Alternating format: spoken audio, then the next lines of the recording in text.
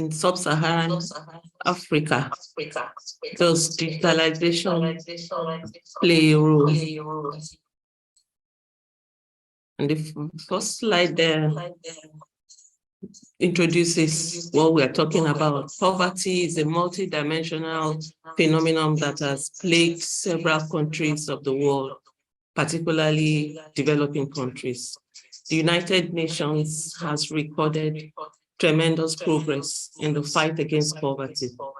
However, the COVID-19 pandemic has increased poverty level globally. Extreme poverty remains relatively high in low-income countries, particularly in Sub-Saharan Africa. Attempts have been made by Sub-Saharan African countries to seek viable ways of poverty reduction and improve the quality of life of their citizens. Such mechanisms include providing access to education, health, financial inclusion, among others. Now, digitalization has been identified as an important tool for poverty alleviation, inclusive and sustainable economic growth. While digitalization has made remarkable progress across developed countries, developing countries like the Sub-Saharan African countries are still on track to end extreme poverty. Despite rising technological adoption rates, Africa still lags behind the global average internet and unique mobile subscribers as of the end of 2021. The COVID-19 pandemic brought the importance of digitalization, particularly in health and education, in the forefront. However, Sub-Saharan African countries have not fully reaped the benefits of digitalization, owing to factors like digital divide, digital skill shortages, infrastructure deficiencies, among others. This has contributed to the increased poverty rates recorded in the region. This study, therefore, seeks to examine the role of digitalization in poverty reduction in 45 Sub-Saharan African countries from 2000 to 2020.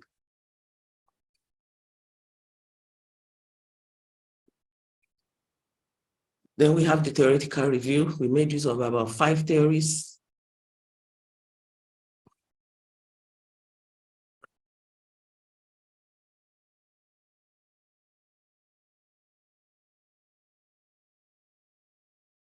We have the classical theory, the neoclassical theory, the Keynesian theory, cultural theory, Marxian theory, monetarist theory, but we anchored majorly on the neoclassical theory, which has to do with endowments by individuals right from the period of birth to wherever they are, how they found themselves, material endowments, determining how they are exposed to resources, etc. And from there, we move on to empirical reviews. There are so many works that have been done on the effect of digitalization on poverty across countries. And some of these studies focused on the direct effect of digitalization on poverty, some focused on the indirect effect. And from there, we move on to look at the data sets underpinning this study, like I said earlier on, 2000 to 2020, and 45 Sub-Saharan African countries. And we got our data from the World Development Indicators. And I said earlier on too that the study hinges on the neoclassical theory of poverty, which considers poverty determining factors are beyond an individual's control, your background, etc. And then we have 3 models here. One for education, looking at the effect of digitalization on education. The other one, looking at the effect of access to health and the effect of digitalization on health, and then the other one, effect of digitalization on financial access.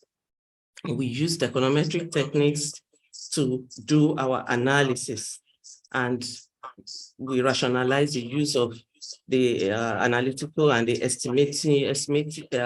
method of estimation technique that we used. And at the end of the day, which we are very important, we are very interested in knowing what really happened after all this econometric analysis. We were able to find out that, go to slide 16, where we were able to say that for education, digital use in terms of internet access has no direct or indirect effect on poverty in Sub-Saharan Africa. Secondly, we were able to find out that digital access measured by mobile subscription has a direct and indirect relationship with poverty. For the health channel, internet use and mobile subscription directly and indirectly increases poverty in Sub-Saharan Africa. And the same findings relate to financial access channel of poverty reduction. All these findings show that digitalization has not contributed positively to poverty reduction in Sub-Saharan Africa.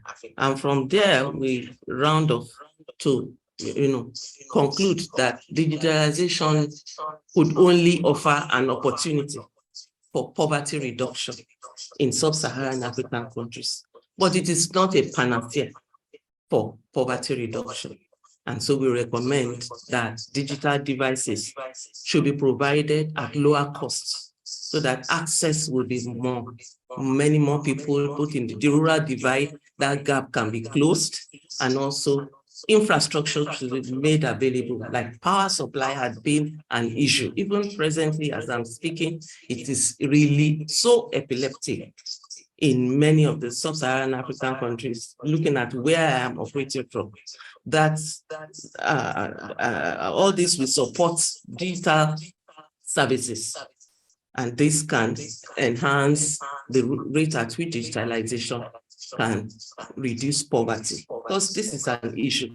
Is the first reduction of poverty is the first goal on the Sustainable Development Goal. So that's why it becomes a challenging issue, a very important and a very germane issue at this time, to look at how so many other means that nations can tap into, like digitalization that we worked on, in order to reduce the level of poverty. Thank you for listening.